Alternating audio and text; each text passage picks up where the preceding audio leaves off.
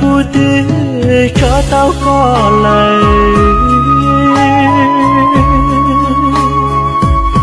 dạ ta thao lo cú yên giòn gió cho chỉ tao có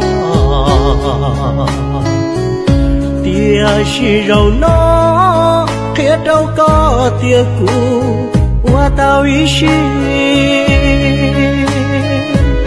cho tao lời thi của tư chỉ nhỏ có lời vì cú bao tia nhỏ tao hậu có lũ xí có tư chỉ nhẹ chỉ san rõ qua kê mùa xa loi tê tứ chỉ nhỏ khó cũng cho con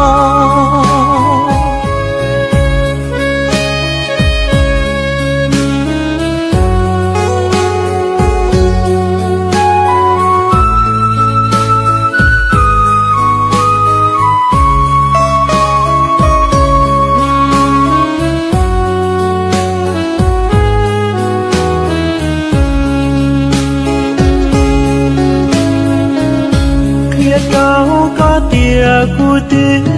cho tao có lời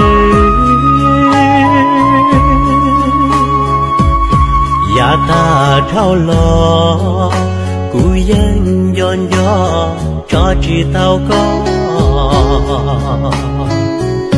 tia chỉ rầu nó kia đâu có tia cũ qua tao ý chí cho tao lời thi của tư chỉ nhỏ có lời vì cú bao tia nhỏ tao hậu có lũ xí có tư chỉ nhẹ chỉ san rõ qua kê mùa xa loi tê tứ chỉ nhỏ khó cũng cho con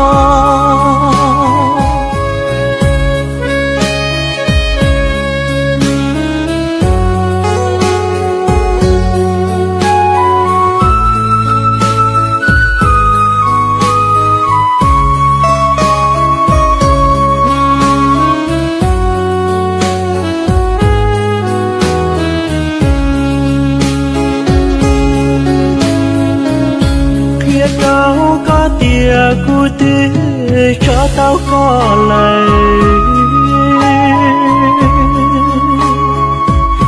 dạ ta thao lo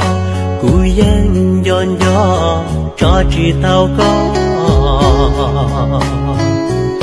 tia chỉ rầu nó kia đâu có tia cũ qua tao ý chí cho tao lời thi của tư chỉ nhỏ có lời vì cú bao tia nhỏ tao hậu có lũ xí có tư chỉ nhẹ chỉ san rõ qua kê mùa xa loi tê tứ chỉ nhỏ khó cũng cho con